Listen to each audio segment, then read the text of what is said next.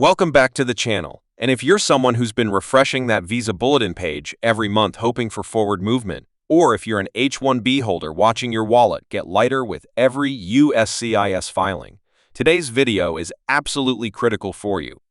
We're diving into two massive developments that could directly impact your immigration journey, your timeline, and yes, your bank account.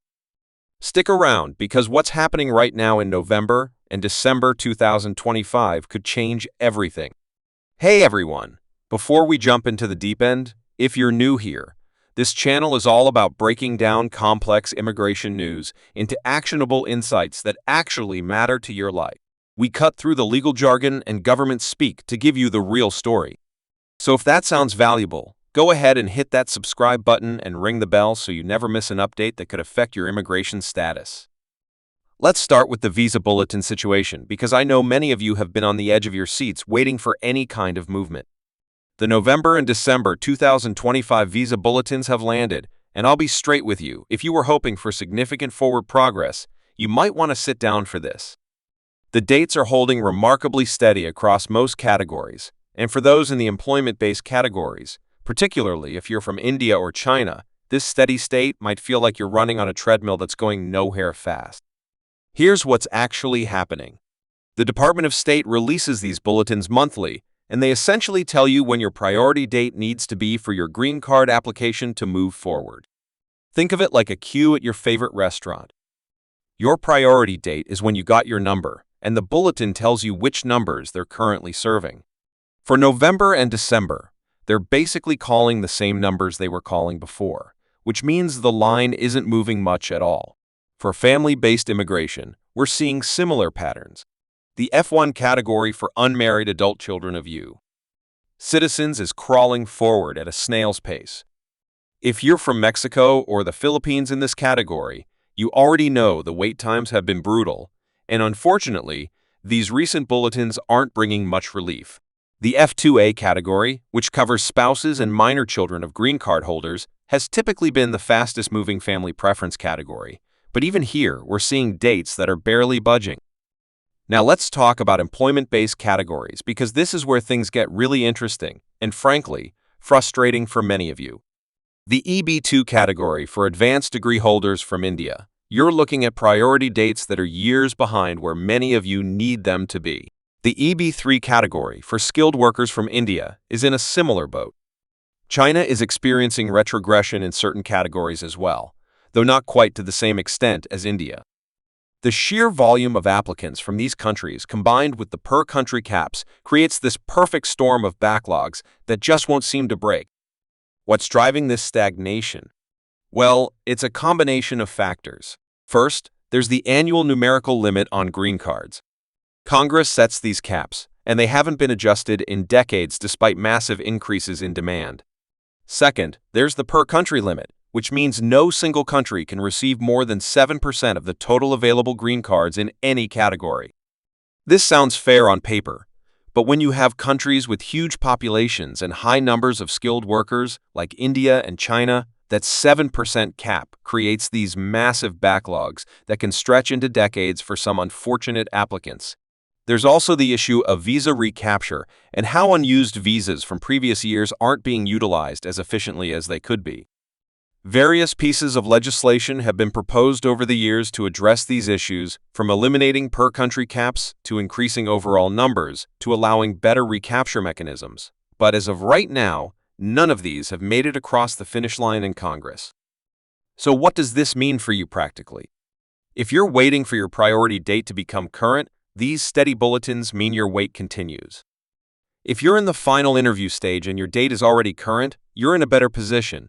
But you still need to remain patient with processing times at consulates and USCIS offices, which have their own backlogs to deal with.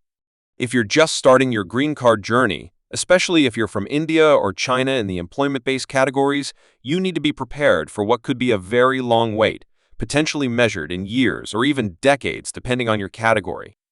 One important thing to remember is that priority dates can occasionally move backward, something called retrogression. We haven't seen major retrogression in these bulletins, which is actually a small silver lining.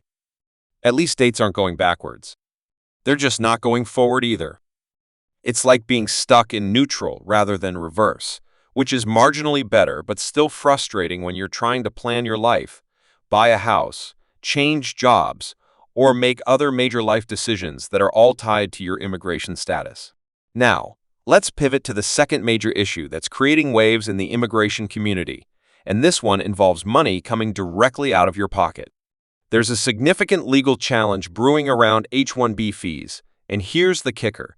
There's a December 8th deadline that you absolutely need to know about if you've paid certain H-1B fees recently.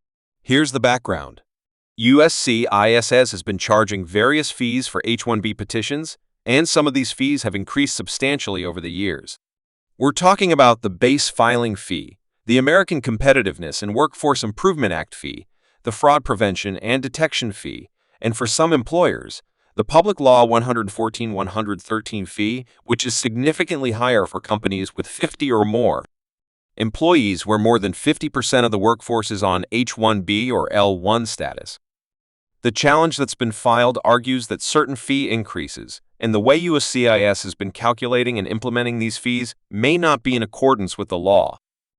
Without getting too deep into the legal weeds, the argument centers on whether USCIS followed proper procedures when setting these fees and whether the fees themselves are justified by the actual costs of processing these petitions. Now, here's where the December 8th date comes in, and this is crucial.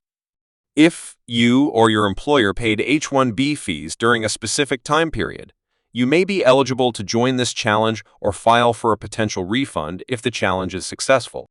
The December 8th deadline is when certain actions need to be taken to preserve your rights in this matter. If you miss this deadline, you could potentially miss out on recovering fees that you shouldn't have had to pay in the first place. Let's talk numbers for a moment, because this isn't just about principle, it's about real money. Depending on your employer's size and characteristics, the total fees for an H-1B petition can run into thousands of dollars. For individual workers and smaller companies, these fees represent a significant financial burden. For larger companies filing hundreds or thousands of H-1B petitions, we're talking about hundreds of thousands or even millions of dollars in fees. If this challenge succeeds, the financial implications could be massive. What should you do about this? First and foremost, if you're on an H-1B visa or if you're an employer who's filed H-1B petitions, you need to document when you paid fees, how much you paid, and which fees you paid. Gather your receipt notices from USCIS. If your employer filed on your behalf, reach out to your HR department or immigration attorney to get copies of the fee receipts. You'll want this documentation ready if you need to take action. Second, and I cannot stress this enough, consult with a qualified immigration attorney before the December 8th deadline. Every case is different, and whether this challenge applies to you depends on specific factors like when your petition was filed, which fees were paid, and other individual circumstances. An attorney can review your situation and advise you on whether you should take any action before the deadline. Third, stay informed. This situation is evolving, and there may be updates, extensions, or changes to the process. Follow reliable immigration news sources, subscribe to updates from reputable immigration law firms, and yes, keep watching this channel because we'll be covering any major developments as they happen. It's worth noting that challenges to government fees aren't uncommon, but they're also not guaranteed to succeed. The government will undoubtedly defend its fee structure and the processes used to implement it. This could play out in courts for months or even years before there's a final resolution. However, the December 8th deadline is about preserving your right to participate in this challenge and potentially benefit from any favorable outcome, even if that outcome is far in the future. One broader point worth making here is that all of this, the stagnant visa bulletin and the fee challenges, highlights the broader dysfunction in our immigration system. We have a system that was designed decades ago for a different economy, a different workforce, and a different world. The caps haven't been updated. The processes are slower than ever. Fees keep increasing, and the people caught in the middle are families, workers, employers, and communities who are just trying to plan their futures.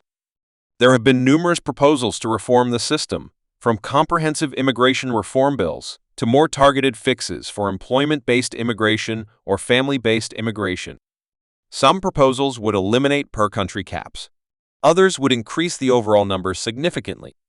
Some would create new categories for entrepreneurs or STEM workers. But year after year, despite bipartisan acknowledgement that the system is broken, we see very little movement in actually fixing it. So where does this leave you? If you're waiting for your priority date, patience remains your main virtue, frustrating as that is. Keep your documents updated, maintain your status, and be ready to move quickly when your date does become current. Consider whether there might be other pathways available to you, whether that's through a different category, through a family member, or through other options your attorney might identify. If you're dealing with the H-1B fee situation, don't sleep on that December 8th deadline. Get your documentation together and talk to an attorney about whether taking action makes sense for your situation. Even if the outcome is uncertain, preserving your rights now means you'll have options later. And for everyone navigating this system, remember you're not alone.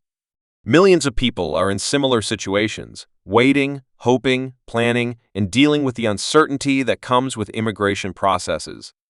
Stay connected with your community, share information, support each other, and advocate for the changes that need to happen to make this system work better for everyone. That's all for today's Immigration Alert. If you found this information valuable, please give this video a thumbs up. It really helps more people find this content when they need it. Share it with anyone you know who might be affected by these issues. Drop a comment below with your own experiences, your questions, or any other immigration topics you want us to cover. And of course, subscribe and hit that notification bell so you're always in the loop when major immigration news breaks. Remember, knowledge is power, especially when it comes to navigating immigration. Stay informed, stay prepared, and I'll see you in the next video.